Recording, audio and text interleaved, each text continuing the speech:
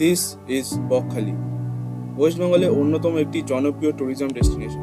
কিন্তু এই জনপ্রিয় জায়গাতেও এখনও এমন অনেক প্লেস আছে যেখানে মানুষের পায়ের ছাপ প্রায় নেই বললেই চলে। And I am happy to tell you যে ফার্স্ট টাইম বকখালিতে এসে আমি তোমাদের এমন কিছু সুন্দর জায়গা দেখাতে চলেছি যেগুলো আপনি হয়তো এর আগে কোনো ভিডিওতে দেখেন। So let me take you on a virtual travel experience of the beautiful Bakkhali.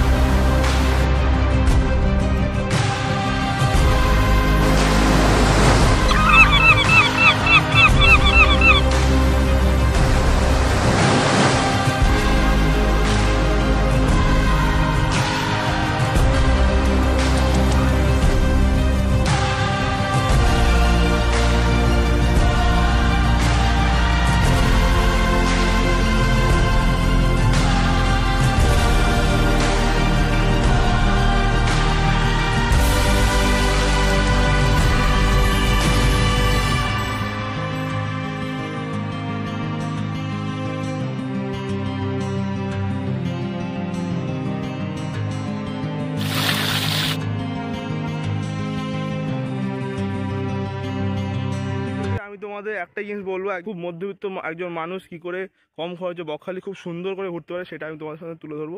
By the way, welcome to my channel. I am Suritan, your the explorer and never settle for less cause it's Bakkhali. তো বকখালি যেতে গেলে আমাদের সবার আগে পৌঁছতে হবে নামখানা। তো সেই উদ্দেশ্যে আমরা সকাল সকাল শিয়ালদা যাওয়ার জন্য বেরিয়ে পড়েছি, কারণ শিয়ালদা থেকে প্রতিদিন সকাল 7:14 নামখানা লোকাল ছাড়া হয়। এবং শিয়ালদা পৌঁছে আমরা দেখি যে 18 নম্বর প্ল্যাটফর্মে আমাদের জন্য অপেক্ষা করছে আমাদের নামখানা লোকাল।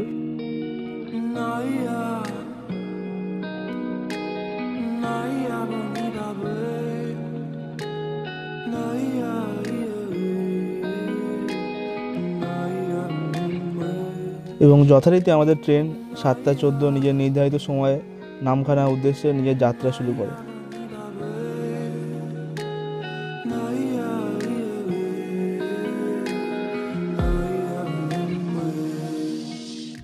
তো এখন আমরা নামখানা থেকে সবাই বেরালাম, সেখান থেকে 10:07 আমাদের ট্রেন পৌঁছে গেছে।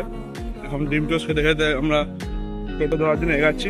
আর পৌঁছানোর পরেই তোমার দেখতে হবে স্টেশনের বাইরে প্রচুর টোটোওয়ালা দাঁড়িয়ে আছে, যারা 300 টাকা 350 টাকা যেসব চার্জ করবে একদমই সেসব ফাঁদে পা দিও না, কারণ গলা কেটে দাম নিয়ে নেবে। থেকে ভালো জাস্ট 5 মিনিটের হাঁটা পথ, আমরা যেরকমভাবে হেঁটে হেঁটে এসেছি, জাস্ট একটুখানি এসে বাস স্ট্যান্ড যেটা মেন রোড ওখানে যাবে, ওখানে প্রচুর টোটো বাস তুমি 30 টাকা করে পেয়ে যাবে। আর একটু টোটোতে যেতে গেলে 60 টাকা, অনেক সময় 50 টাকা নিতে পারে, আর 60 টাকা যদি হয় তাহলে তোমরা টোটোতে আসতে পারো।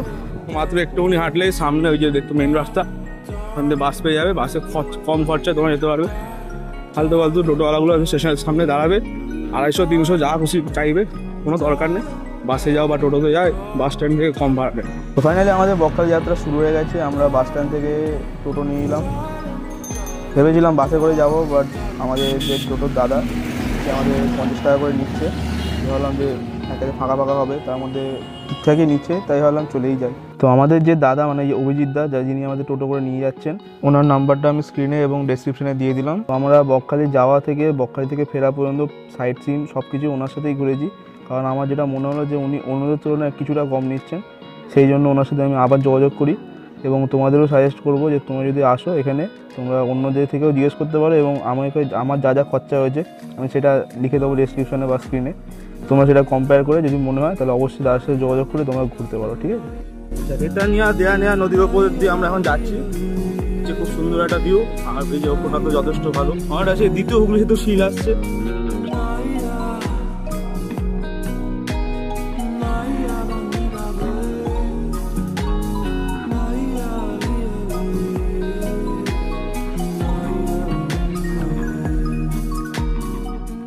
এলাম, রাস্তাঘাটের কন্ডিশন কিন্তু খুবই ভালো, আর রাস্তার আশেপাশের দৃশ্যগুলো খুব দারুণ সুন্দর সুন্দর দৃশ্য।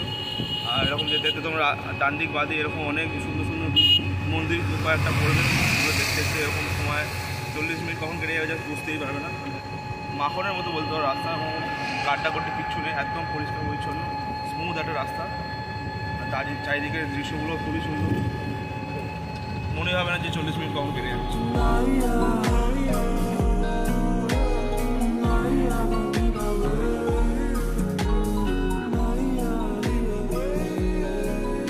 এই যে দেখতে পাচ্ছ এই বাজারটা, এটা হচ্ছে 10 মাইল বাজার।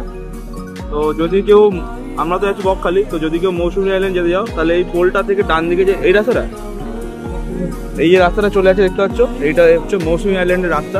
তো আমরা তো বকখালি যাবো, তাই আমরা স্ট্রেট যাচ্ছি। যারা যারা মৌসুমী আইল্যান্ড যাবে তারা এই দিকটা ঘুরে যাবে।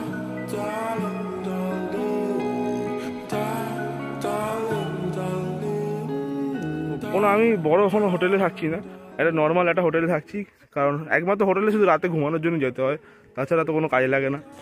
এই যে সামনেই জয়গুরু আবাসন এবং তার ঠিক উল্টো দিকেই বিজয়া ট্যুরিস্ট লজ, যেখানে আমরা এই কদিন থাকবো। এবং আগেই বলেছি তোমাদের এমন কোনো হোটেল দেখাবো যেটা বাজেট ফ্রেন্ডলি হবে এবং দেখতেও ঠিকঠাক হবে। তো এখানের মধ্যে সবথেকে কমের মধ্যে আমি রুম পেলাম, যেটা হচ্ছে 400 টাকা রুমের ভাড়া, এবং রুমটাও এখান থেকে বেশ সমুদ্র থেকে 5-7 মিটারই দূরত্বে। তো এবার চলো ভেতরটা তোমাদের দেখিয়ে দিই কীরকম রুমটা। এখানে একটা টাওয়াল দেওয়া আছে, এটা হচ্ছে বেশ 3 জনে থাকা যাবে আরামসে, 2 জনে তো আরামে থাকা যাবে, 3 জনেরও হয়ে যাবে যদি কেউ ফ্যামিলি নিয়ে আসেন। এখানে একটা চেয়ার আছে, এখানে আর একটা চেয়ার আছে যেখানে আমাদের লাগেজগুলো রাখা। এখানে একটা ছোট্ট টেবিল টাইপের আছে, এখানে একটা স্টোভ আছে, এখানে টিভি রাখার জায়গা, টিভি ছিল এখন নেই, শুধু জায়গাটাই পড়ে আছে। বড় লাইট, আর এখানে নাইট ল্যাম্প দিয়ে দিয়েছে, একটা পাখা পেয়ে যাবে।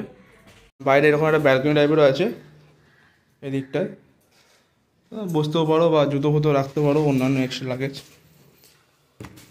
আর বাথরুমটা এরকম ইন্ডিয়ানও আছে, কোমোটও আছে, যেটা তোমার প্রেফারেবল। এই এখানে শাওয়ারও আছে, রাখার জায়গাও আছে, কোনো চাপ নেই, লাইটপত্র ঠিকই আছে। এবং যেহেতু শীতকাল, তাই কিছুক্ষণ পরে আমাদের 2টো কম্বলও দিয়ে গেল। এখন দুপুর 12টা 5 বাজে, আমরা জাস্ট একটু সি বিচের দিকে যাওয়ার জন্য বেরিয়েছি, গিয়ে তারপরে আবার 1টার দিকে, মানে আমাদের এখানে আছে সেখানেই লাঞ্চের ব্যবস্থা আছে, তো ওখানে 1টার দিকে লাঞ্চ করে 2টোর মধ্যে বেরিয়ে যাবো সাইড সিনের জন্য। এখন জাস্ট যাই 1 ঘন্টা ঘুরে আসি সি বিচটা। তো এখন আমরা চলে এসেছি, এই হচ্ছে বকখালি সমুদ্র সৈকত, যেখানে এখন ভাটা দেখতে পাচ্ছ সেই দূরে কোথায় চলে গেছে সমুদ্রের জল। কত দূর আমাদের হাঁটতে হবে এখন সমুদ্রের জল ছোঁয়ার জন্য। চলো, কিছু না হলো 500 মিটার হবে হাঁটা। এই সমুদ্রের বকখালি বালিতে পা রাখলাম, এখন হাঁটছি সমুদ্রের পাড়ে, সেই দূরে প্রচুর দূরে চলে গেছে জল, কত দূর যেতে হবে এখন হেঁটে হেঁটে। আবার দেখি ভয় লাগছে, হাওয়া দেখেছো, তেজ দেখেছো হাওয়ার, বাবারে বাবা, ছাতা খুলে পড়ে গেছে, জুতো না খুলে কি পার করা সম্ভব নয়, একেবারেই না, কোনো দিক দিয়ে না, সব জল চারিদিকে, জল জল জল জল, বাপরে আহা হা। এই জিনিসটাই তো দেখতে চাই আমি, সমুদ্রের পাড়ে ঝাউবনের জঙ্গল, আহা হা। ওদিকটা যাবো, দিতে যাবো একটু পরে যাবো। আর পেছনে দেখতে হচ্ছে, আমি জানি না জুম করলে তো একেবারেই আসবে না ভালো। এই ঝাউবনটার পেছনে ওই যে এই জায়গাটা, এর পেছনে দেখতে পাচ্ছ ফেজারগঞ্জে সেই যে বায়ুকল যেগুলো, তার ব্লেড পাখাগুলো দেখা যাচ্ছে ওইখানটা, এর মাথায়। বুঝলাম জুতো খোলা ছাড়া কোনো উপায় নেই, এই জুতোটা খুলে ফেলি। জুতো ফুতো খুলে নিয়েছি, নিয়ে এখন আমরা নদী পেরাচ্ছি, নদী, ছোটো একটা নদী পেরিয়ে এত বড় একটা ঢিপিটা উঠবে এখন। এই যে ঢিপি দেখতে পাচ্ছ, বাপরে, ঢিপি পেরিয়ে আমরা সমুদ্রে যাবো। দুটো সোয়েটার পরে আছে, ঘেমে যাচ্ছি, কষ্ট বাপরে, কিন্তু হাওয়াটা দারুণ দিচ্ছে, ওই জন্য একটু কষ্টটা কম হচ্ছে, হাওয়াটা দারুণ দিচ্ছে। এই কাঁকড়া পালাচ্ছে, এ ধরবো, এই বাবা দাঁড়া করেছে, ঢুকে গেল, ধরেছে বা ধরে নিয়েছে কাঁকড়া, ধরে নিয়েছে, মরে গেল সত্যি। এ তোমার হাতের যা চাপ, বাপরে, দেখা গেল ছেড়ে দিলে পালিয়ে যাবে।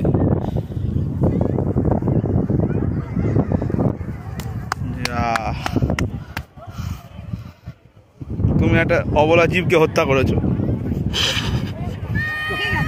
আসলে ওর গর্ত হারিয়ে গেছিল, ওই জন্য ও দৌড়াচ্ছিল নাকি।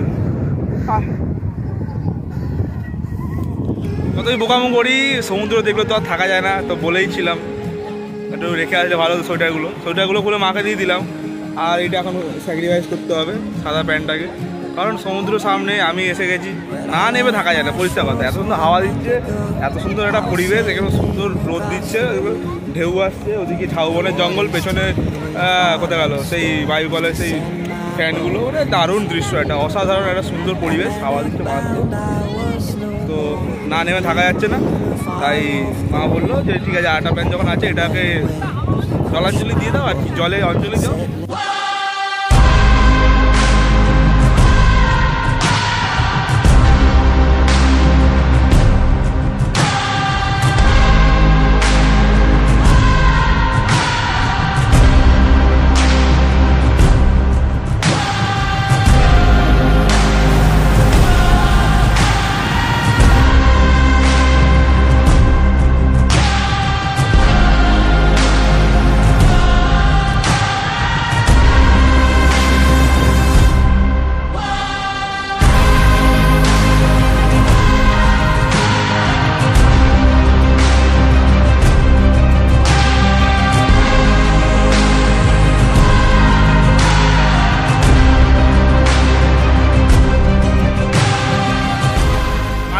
করবো না বলে 1.5 ঘন্টা চান করিলাম, আর 1.5 ঘন্টা কখন বেরিয়ে গেল জাস্ট বোঝা যায় না। তখন 1:30 বাজে, আমরা সেই 12টা 5-এর দিকে বেরিয়েছিলাম রুম থেকে। তাও ভাবলাম যে একটু সমুদ্রের পাড়টা ঘুরবো, আর ঘুরতে এসে চান ফান করে একাকার হয়ে এখন হোটেলে ফিরছি। ঠান্ডা হাওয়া দিচ্ছে, থরথর করে কাঁপছি আমি, যেটা আমি ভিডিওতে দেখাতে চাইছি না, তাও মোটামুটি বেরিয়ে যাচ্ছে। আর এখানে প্রচুর কাঁকড়া ঘুরে বেড়াচ্ছে আমার চারপাশে, কিন্তু ধরতে গেলে পালিয়ে যাচ্ছে।